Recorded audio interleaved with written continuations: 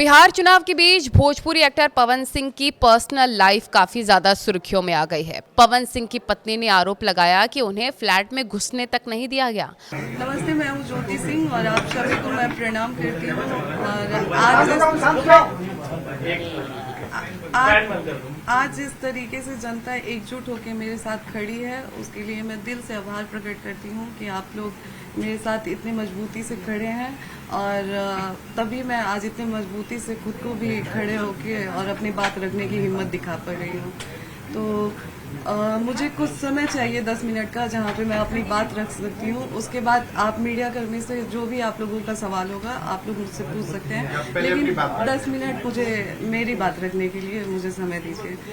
तो जैसा कि पवन जी ने बताया है, मैं एक बार पवन जी का जो वो प्रेस कॉन्फ्रेंस करके उन्होंने इंटरव्यू दिया है, मैं वो वीडियो प्ले करके और उनके हर सवाल का जवाब देना चाहूँगी, क्योंकि मैं यहाँ पे कुछ भी उनके अगेंस्ट बात करने नहीं आई हूँ या फिर उनके लिए कुछ ऐसा नहीं बोलने आई हूँ। बस वो उन्होंने जो बात बोला है उसका जवाब देना चाहती हूँ मैं। तो एक मिनट सबके पास है, एक्चुअली आप बताएं, आप अपना पक्ष रखें। जैसा कि थोड़ा सा तेज बोल दें, क्योंकि माइक पंखा बंद कर दो भाई, पंखा बंद। जैसा कि थोड़ा सा लाउड बोलिए तो माइक में आवाज आ जाएगी। भाई भाषा नहीं छुपाए जरूर, बात करना छुपाए है, आवाज ही नहीं आएगी। चलिए ठीक है, ठीक है। तो जैसा कि आप लोगों को पता है कि 5 तारीख को मैं पवन जी से मिलने उनके आवास पे पहुंची थी। वहां पे जब मैं पहुंची तो वहां पे कोई पुलिस, जैसा कि उन्होंने बोला था कि पहले से ही पुलिस वहां पे उनके भाई द्वारा बोला गया था कि वहां पे पहले से ही प्रशासन वहां पे थी, तो ऐसा कुछ नहीं था। मैं जब वहां पे पहुंची तो पहले हम लोगों ने गार्ड से पूछा, तो गार्ड ने ही हमें मना कर दिया कि नहीं, आपको ऊपर जाना अलाउ नहीं है, मना किया गया है। फिर जब हमने उनसे पूछा, उतनी देर में प्रशासन आती है, प्रशासन द्वारा बोला जाता है कि आप थाने चलिए, थाने बैठ के बात होगी। मैंने बोला कि नहीं, मैं थाना नहीं जाऊंगी। उसका वीडियो है मेरे पास, पहले मैं आप लोगों को वीडियो दिखाती हूँ। जब सुबह मैं जब पहुंची हूँ वहां पे, जब प्रशासन आई थी वहां का,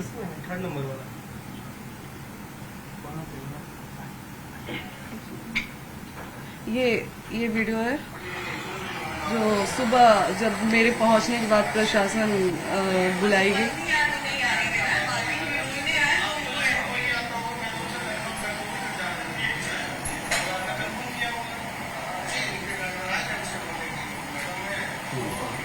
तो वहाँ भी प्रशासन बुला के मेरे साथ बदतमीजी किया गया वहाँ पे भी।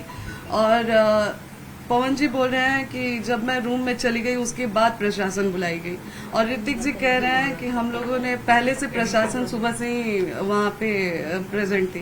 तो पहले तो आप इन दोनों लोगों के बात में ही फर्क समझ जाइए आप लोग कि दोनों भाई लोग अलग अलग बात कर रहे हैं। और दूसरी बात कि चुनाव को लेके कि इतना आप गिर गई, तो चुनाव को लेके मैं गिरी। मैंने उसके बाद भी एक वो डाला कि पोस्ट डाला कि अगर आप मुझे पत्नी रूप में स्वीकार करते हैं तो मैं आज भी चुनाव लड़ने के लिए मना कर रही हूँ और मैं चुनाव नहीं लड़ूंगी।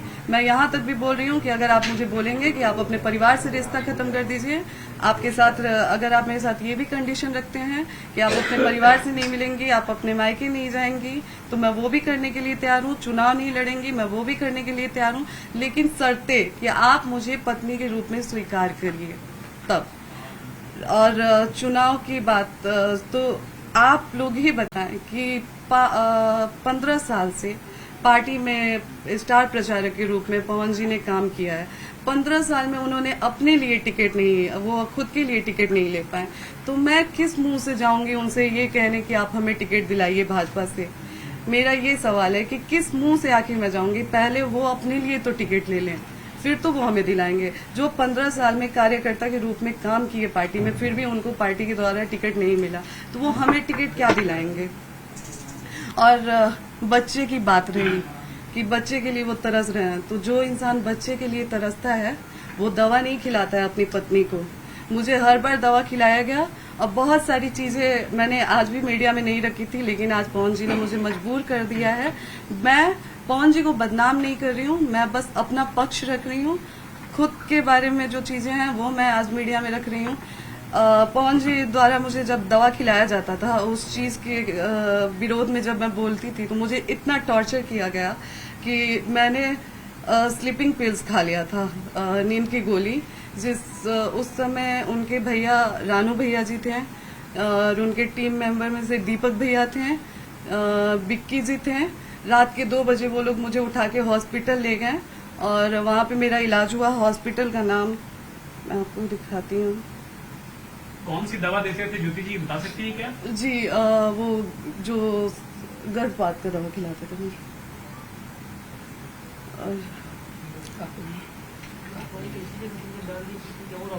अच्छा, आपने कंडीशनल जवाब दिया ज्योति जी, अगर मान लीजिए बीजेपी, जेडीयू, आरजेडी कोई आपको अपनी तरफ से टिकट ऑफर करती है तो क्या आप चुनाव लड़ना चाहेंगे? अगर पवन जी पत्नी के रूप में मुझे स्वीकार करते हैं तो मैंने पहले भी बोला है और अभी भी बोल रही हूँ कि मैं चुनाव नहीं लड़ूंगी। और अगर पवन जी मुझे पत्नी के रूप में स्वीकार ही नहीं करते हैं तो आज मैं भी समाज से पूछना चाहूंगी, क्या मुझे जीने का हक नहीं है? अगर पत्नी के रूप में वो मुझे स्वीकार करते ही नहीं है तो मैं कहाँ जाऊँ? क्या मैं अपने लिए खड़ी नहीं हूँ? क्या मैं एक ऐसी औरत बन के रह जाऊं कि लोग मुझे देख के ये सोचे कि मैं हार गई अपनी चीजों से? आज मुझे कई महिलाएं देख के उनको हिम्मत मिल रही है, कई महिलाएं मेरे लिए खड़ी हैं। आप चुनाव लड़ेंगे पवन सिंह के खिलाफ अगर वो पत्नी? अगर ये मौका मिलता है तो आप चुनाव लड़ना चाहेंगे इनके खिलाफ? आप लड़ेंगे, उनके खिलाफ लड़ेंगी?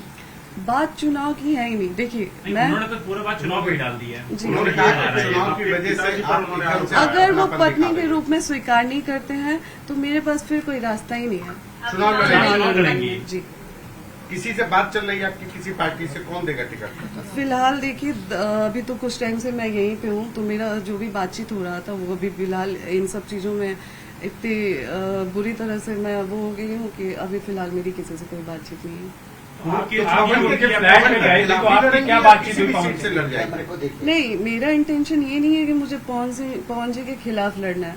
बाकी पार्टी मुझे जहाँ से अगर लड़ाती है या फिर पार्टी टिकट देती है तो फिर जैसा पार्टी का आदेश होता है वैसे। जी मैंने बोला कि इतने टाइम में मेरी थोड़ी सी पार्टी से संपर्क टूट गई है जहाँ पे बातचीत। जी मैं अभी उस पार्टी का नाम एक्सपोज नहीं करना चाहती। सीट कौन सी है? सीट कौन सी? मैंने बोला तो कि जहाँ से पार्टी मुझे मौका देती है वहाँ से मैं चुनाव लड़ूंगी। काराकाट में आपको देखा गया है ना लगातार जनता से संपर्क करते हुए, तो क्या वो सीट आप सबसे ज्यादा प्रेफर कर रही हैं? जी बिल्कुल, मैं जहाँ पे बैठी हूँ वहाँ पे मैंने काराकाट के लिए ही मांग की है, क्योंकि लोकसभा चुनाव में पवन जी जब लोकसभा चुनाव लड़े थे उसके बाद पवन जी एक भी बार वहाँ पे नहीं गए। लोगों की उम्मीद, जो 2,75,000 लोगों ने उनको वोट दिया था, उन लोगों की भी इमोशंस के साथ खिलवाड़ हुआ। और आप मुझे ब्लेम किया जा रहा है कि आप राजनीति के लिए ये सब कर रही हैं। राजनीति के लिए तो आप इतने गिर चुके हैं कि आज आप जो 2,75,000 लोगों ने आपको वोट दिया है आप उनके भी नहीं हुए। आप अपनी पत्नी का तो छोड़ दिए, आप तो किसी के नहीं हुए। तो चुनाव के लिए, राजनीति के लिए मैं गिर रही हूँ या आप गिर रहे हैं? आप दोनों में दूरियां क्यों बनी? कुछ अगर आप मतलब क्यों वो एक्सेप्ट नहीं कर पा रहे हैं? ये सवाल तो आप लोग पवन जी से पूछें। और एक और चीज जो पवन जी ने बोला है कि जब मामला कोर्ट में है, तो एक सवाल आज लोगों से, जनता से मेरा भी है। मैं चाहूंगी कि जनता ये सवाल मेरे तरफ से पवन जी से करे, क्योंकि मेरे किसी भी सवाल का जवाब तो पवन जी दे नहीं रहे हैं। मैं कुछ भी पूछ रही हूँ तो वो बोल नहीं रहे हैं। तो शायद जो जनता में आके वो बात कर रहे हैं, तो एक सवाल मैं चाहूंगी कि जनता मेरे तरफ से पूछे। और मैं आग्रह करूंगी जनता से कि एक सवाल मेरे तरफ से जनता द्वारा पूछा जाए कि क्या जब वो लोकसभा चुनाव में मुझे बुलाए थे उस समय कोर्ट में मामला नहीं था? क्या जब दोबारा मेरे मांग में सिंदूर डाला गया उस समय कोर्ट में मामला नहीं था? क्या दोबारा जब पति पत्नी की तरह मुझे रखा गया उस समय चुनाव में मामला नहीं था? क्या जब लोकसभा चुनाव से पहले पवन जी मुझे अपने फ्लैट पे लेके गए उस समय कोर्ट में मामला नहीं था? क्या जब दोबारा पवन जी चुनाव के बाद मुझे 20 दिन 25 दिन लाके अपने घर में रखे हैं उस समय कोर्ट में मामला नहीं था? और रही बात पति को याद करने की, आज मैं पति को याद कर रही हूँ, तो मैं आज से उनसे संपर्क करने की कोशिश नहीं कर रही हूँ। मैं बहुत पहले से संपर्क करने की कोशिश कर रही हूँ, लेकिन कभी उनके भाई द्वारा दुत्कार दिया जाता है, कभी उनके उनकी फैमिली से भी मैं कांटेक्ट, पवन जी से मेरी बात होती नहीं है, पवन जी मेरा फोन उठाते नहीं है। और मैं किसी और से बात करने की कोशिश करती हूँ तो वो लोग मुझसे इस तरीके से बात करते हैं।